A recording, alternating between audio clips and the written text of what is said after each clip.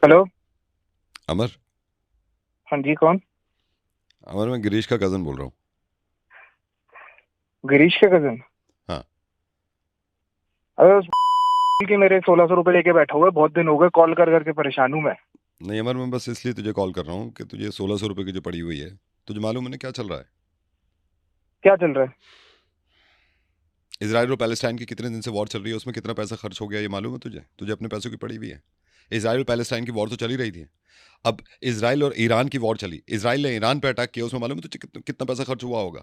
फिर हमें लग रहा था कि ईरान अटैक नहीं करेगा, फिर ईरान ने अटैक किया। तुझे मालूम है ईरान के अटैक में बिलियन डॉलर्स खत्म हो गए। अमेरिका ने ईरान पर अनएक्सपेक्टेडली बॉम्ब गिरा दिए। तुझे मालूम है उसमें कितने बिलियन डॉलर्स लगे हैं?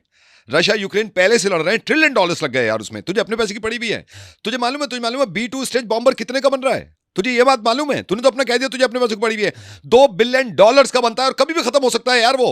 अब ये सोच अमेरिका ने ईरान पर अटैक कर दिया।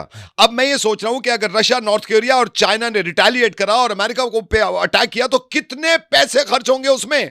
तुझे अपने पैसे की पड़ी हुई है 1600 रुपए की। ये सोच, ईरान ने अगर 60% न्यूक्लियर यूरेनियम इकट्ठा कर भी लिया है, कितने पैसे खर्च हुए होंगे उसमें? तूने कभी ये सोचा है फर्दर न्यूक्लियर बेस को उड़ाने में कितना पैसा लगा होगा अमेरिका का?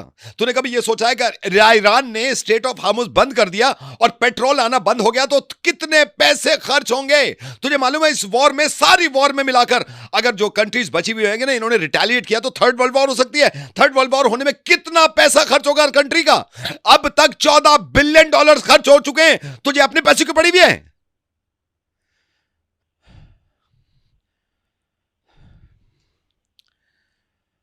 अब समझ में आया तेरे?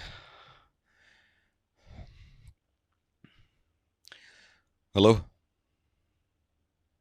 हेलो? मैं नहीं जानता किसी की भी वॉर चल रही हो, मेरे को मेरे 1600 दिलवा दे बस।